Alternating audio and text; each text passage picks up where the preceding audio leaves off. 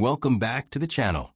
Today, we're diving into the realm of international relations and exploring a key aspect of U.S. foreign policy: the vested interest the United States has in the prosperity and development of certain countries around the globe. This isn't purely altruistic, of course. U.S. engagement is often driven by a complex interplay of strategic considerations, economic opportunities, and humanitarian values. We're looking at the United States is interested in these countries prospering and developing. Let's unpack the reasons why and examine some of the key nations where this interest is particularly pronounced. To understand this, we first need to consider the concept of strategic alliances and regional stability. The U.S. often prioritizes the prosperity of countries that are key partners in maintaining regional peace and security. A stable and economically healthy ally is a more reliable partner in addressing shared threats and promoting diplomatic solutions.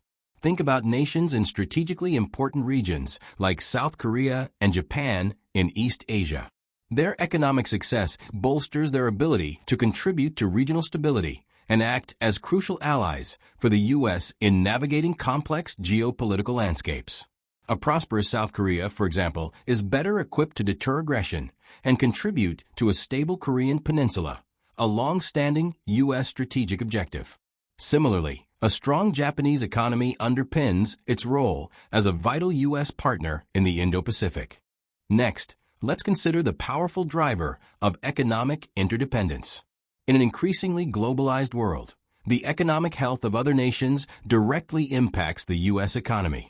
Prosperous countries are more likely to be strong trading partners, creating demand for U.S. goods and services and contributing to global economic growth. Consider large and growing economies like India and Indonesia.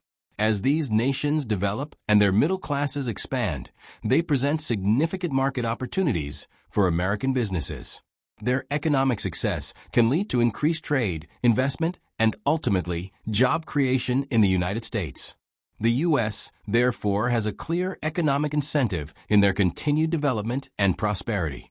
Another crucial factor is global security and the prevention of instability.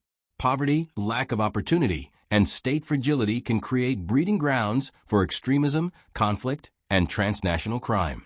The U.S. often has a vested interest in the development of countries facing these challenges to prevent them from becoming sources of regional or global instability. Think about nations in regions prone to conflict, such as certain countries in sub-Saharan Africa or parts of the Middle East. U.S. development aid and engagement in these regions can be seen as a long-term strategy to foster stability, build resilient societies, and prevent the rise of threats that could ultimately impact U.S. security interests. A prosperous and stable society is less likely to harbor or export extremism. The United States also has a significant interest in the promotion of democratic values and good governance. While this is often framed in terms of ideals, there's also a pragmatic element. Democracies, particularly those with strong institutions and the rule of law, tend to be more stable, predictable, and reliable partners in international affairs. The U.S. often supports democratic transitions and the strengthening of democratic institutions in countries around the world, viewing this as a pathway to long-term stability and cooperation. Consider countries in Eastern Europe or Latin America that are working to consolidate their democratic systems. U.S. support for their development can be seen as an investment in a more democratic and stable global order. Humanitarian concerns and the prevention of mass migration also play a role. Severe poverty, famine, conflict, and natural disasters can lead to large-scale displacement of populations, creating humanitarian crises that can have regional and even global repercussions. The U.S. often engages in development and humanitarian assistance to address the root causes of such crises and prevent mass migration flows that can destabilize regions and create complex international challenges. Consider countries facing severe humanitarian crises, such as certain nations in Africa's Sahel region.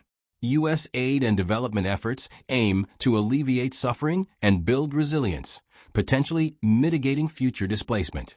Now, let's look at some specific examples.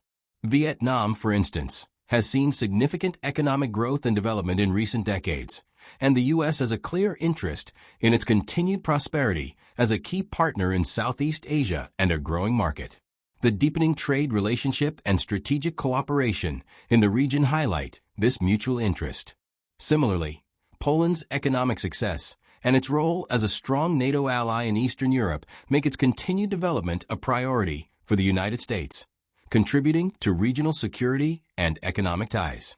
In Latin America, the prosperity and stability of countries like Colombia are of significant interest to the U.S., particularly in terms of regional security, combating drug trafficking, and fostering economic partnerships. U.S. support for Colombia's development initiatives reflects this multifaceted interest. Likewise, in Africa, the economic growth and stability of nations like Nigeria, a major regional power and a significant market, are important for U.S. economic and strategic interests on the continent. The development and stability of countries in the Middle East, such as Jordan and Egypt, are also crucial for U.S. foreign policy in a volatile region. Their ability to maintain internal stability and play constructive roles in regional dynamics is a key U.S. objective.